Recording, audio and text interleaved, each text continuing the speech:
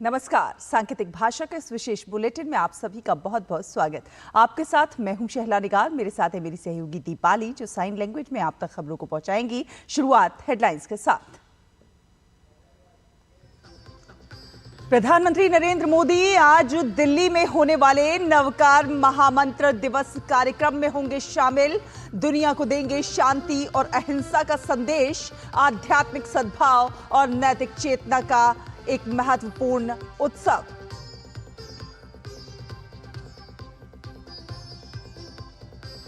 प्रधानमंत्री नरेंद्र मोदी ने किया राइजिंग भारत समिट को संबोधित, वेव्स प्लेटफॉर्म का किया जिक्र, कहा भारतीय आर्टिस्ट होंगे प्रोत्साहित, कंटेंट को ग्लोबल बनाने का होगा काम।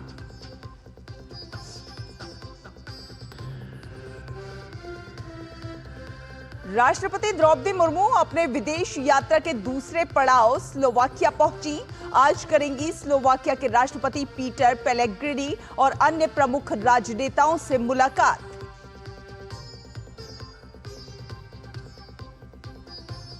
ब्रिटेन की यात्रा पर वित्त मंत्री निर्मला सीतारमण आज ब्रिटेन के वित्त मंत्री के साथ करेंगी भारत ब्रिटेन आर्थिक एवं वित्तीय वार्ता की सह अध्यक्षता।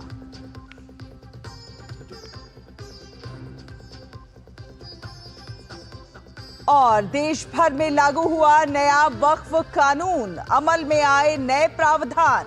पश्चिम बंगाल के मुर्शिदाबाद में कानून के विरोध में भड़की हिंसा, 10 अप्रैल तक इंटरनेट बंद, धारा 163 लागू।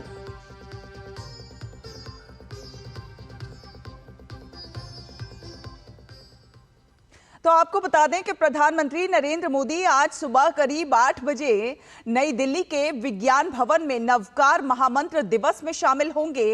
इस अवसर पर प्रधानमंत्री वहां उपस्थित जनसमूह को संबोधित भी करेंगे। नवकार महामंत्र दिवस आध्यात्मिक सद्भाव और नैतिक चेतना का एक महत्वपूर्ण उत्सव है। ये उत्सव जैन धर्म में सबसे अधिक पूजनीय और सार्वभौमिक मंत्र नवकार महामंत्र के सामूहिक जाप के माध्यम से लोगों को एकजुट करने का प्रयास करता है। अहिंसा, विनम्रता और आध्यात्मिक उत्थान के सिद्धांतों पर आधारित ये मंत्र प्रबुद्ध व्यक्तियों के गुणों के प्रति सम्मान व्यक्त करता है और आंतरिक परिवर्तन की प्रेरणा देता है। इस अवसर पर 108 से अधिक देशों के लोग शांति और एकजुटता के लिए वैश्विक नारे में शामिल होंगे। राष्ट्रपति द्रौपदी मुर्मू 2 देशों की राजकीय यात्रा के दूसरे चरण में आज स्लोवाकिया पहुंची। वो स्लोवाक गणराज्य की यात्रा करने वाली दूसरी भारतीय राष्ट्राध्यक्ष हैं। पुर्तगाल की राजकीय यात्रा खत्म करने के बाद राष्ट्रपति वियना पहुंची और आधी रात को सड़क मार्ग से स्लोवाक की राजधानी ब्रातिस्लावा पहुंची।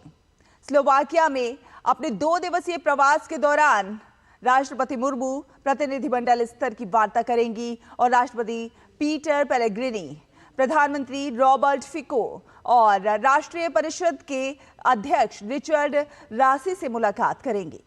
स्लोवाकिया के साथ भारत के मजबूत राजनीतिक संबंध हैं, साथ ही साथ मजबूत व्यापारिक जुड़ाव भी हैं। ऑटोमोबाइल और इंजीनियरिंग से लेकर आईटी तक कई क्षेत्रों में भारतीय कंपनियों द्वारा स्लोवाकिया में महत्वपूर्ण निवेश किया जा रहा है। दोनों देशों के बीच लंबे समय से रक्षा संबंध भी हैं। वहीं इससे पहले कल पुर्तगाल के दौरे के दूसरे और अंतिम दिन राष्ट्रपति द्रौपदी मुर्मू ने लिस्बन में महात्मा गांधी और कस्तूरबा गांधी की प्रतिमा पर पुष्पांजलि अर्पित की। इसके बाद राष्ट्रपति राधा कृष्ण मंदिर गईं और वहां पर उन्होंने पूजा अर्चना की। साथ साथ राष्ट्रपति ने पुर्तगाल के प्रधानमंत्री लुइस मोंटेनेग्रो से मुलाकात की। दोनों नेताओं ने द्विपक्षीय संबंधों को और मजबूत बनाने के लिए आगे के रास्ते पर चर्चा की। वे इस बात पर सहमत हुए कि व्यापार और वाणिज्य, रक्षा, विज्ञान और प्रौद्योगिकी और ऊर्जा जैसे कई क्षेत्रों में सहयोग के लिए काफी अवसर हैं। राष्ट्रपति ने पुर्तगाल की संसद का भी दौरा किया। इस दौरान पुर्तगाली संसद के अध्यक्ष ने राष्ट्रपति मुर्मू को संसदीय प्रक्रिया की भी जानकारी दी। दोनों नेताओं ने विभिन्न द्विपक्षीय और अंतर्राष्ट्रीय मुद्दों पर चर्चा की। वे इस बात पर सहमत थे कि भारत और पुर्तगाल की संसदों के बीच नियमित आदान प्रदान से दोनों देशों के लोगों के बीच आपसी संबंधों को बढ़ावा मिलेगा। और आपको बता दें कि वित्त मंत्री निर्मला सीतारमण एक सप्ताह के लिए ब्रिटेन और ऑस्ट्रिया की यात्रा पर हैं। आज वित्त मंत्री ब्रिटेन में आयोजित 13वें भारत ब्रिटेन आर्थिक एवं वित्तीय वार्ता में भाग लेंगी, जिसकी सह अध्यक्षता वित्त मंत्री निर्मला सीतारमण और ब्रिटेन के चांसलर द्वारा की जाएगी। ये एक अहम द्विपक्षीय मंच है जहां पर financial collaboration, investment, financial services और टैक्स के मामलों सहित विभिन्न पहलुओं पर विचार विमर्श किया जाता है। इस मंच पर यूपीआई इंटरलिंक करने के मामलों पर भी वित्त मंत्री चर्चा करेंगी। इस दौरान वित्त मंत्री निवेशकों, व्यवसायियों से भी बातचीत करेंगी। इससे पहले कल वित्त मंत्री निर्मला सीतारमण ने लंदन के इंडिया हाउस में आयोजित एक कार्यक्रम को संबोधित किया और इस अवसर पर वित्त मंत्री ने कहा कि पिछले एक दशक में बुनियादी ढांचे का विकास हमारे नीतिगत एजेंडे का आधार रहा है। 2017-18 से 2025-26 के बजट तक केंद्र सरकार के पूंजीगत व्यय में 4.3 गुना वृद्धि की गई है। इस महत्वपूर्ण वृद्धि से भारत के भौतिक बुनियादी ढांचे में गुणात्मक परिवर्तन हुआ है। और आरबीआई गवर्नर संजय मल्होत्रा मुंबई में मौद्रिक नीति समिति की बैठक के बाद आज नीतिगत दरों का ऐलान करेंगे। भारतीय रिजर्व बैंक आज लगातार दूसरी बार ब्याज दरों में कटौती कर सकता है। दरों में कटौती से आम आदमी को सीधे तौर पर सस्ते लोन की सुविधा मिलती है, ईएमआई कम होती है और अप्रत्यक्ष रूप से आर्थिक विकास से रोजगार और आय के अवसर बढ़ते हैं। कई विशेषज्ञों का मानना है कि आरबीआई इस बैठक में 25 आधार अंकों की ही कटौती करेगा ताकि विकास को समर्थन मिले और मुद्रास्फीति पर नियंत्रण बना रहे। ट्रेड वॉर के जोखिमों को देखते हुए बड़ी कटौती से परहेज किया जा सकता है। यह आरबीआई के वित्त वर्ष 2026 की पहली बैठक है। आरबीआई की एमपीसी की पिछली बैठक के बाद से काफी कुछ बदल गया है। अच्छी बात जो है वो ये है कि मुद्रास्फीति कम हुई है और आर्थिक विकास में तेजी आई है। हालांकि अमेरिकी राष्ट्रपति डोनाल्ड ट्रंप की टैरिफ नीतियों से शुरू हुए ट्रेड वॉर के आर्थिक प्रभाव को लेकर चिंताएं बढ़ रही हैं। 7 अप्रैल को शुरू हुई बैठक के नतीजों का ऐलान सुबह 10 बजे किया जाएगा। और प्रधानमंत्री नरेंद्र मोदी ने मंगलवार को नई दिल्ली में राइजिंग भारत समिट को संबोधित किया। प्रधानमंत्री ने अपने संबोधन में विकसित और आत्मनिर्भर भारत की यात्रा में युवाओं की अग्रणी भागीदारी का जिक्र किया। पीएम ने अपनी सरकार द्वारा 2025 के पहले 100 दिन में किए गए बड़े फैसले भी गिनाए।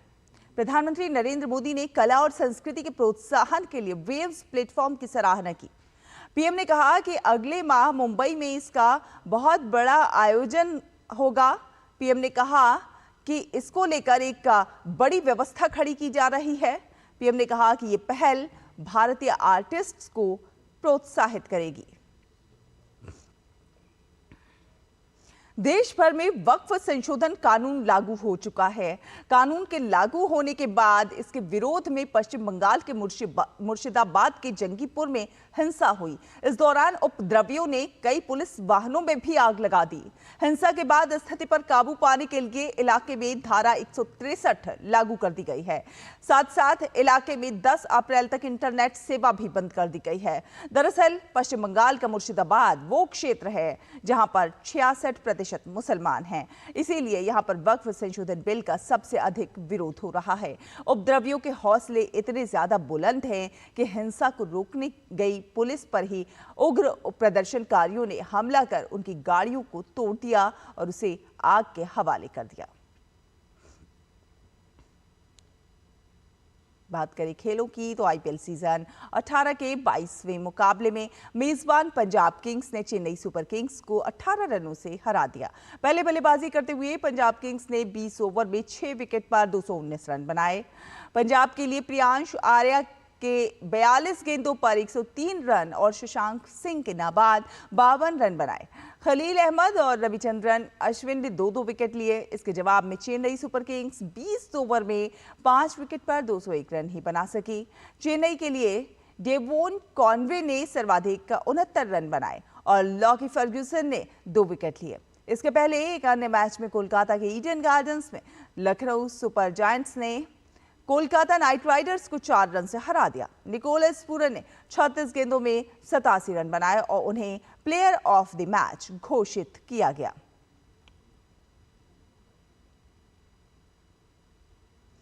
तो इसी के साथ इस विशेष बुलेटिन में फिलहाल इतना ही। मुझे दीपाली को और हमारी पूरी टीम को दीजिए अनुमति। नमस्कार।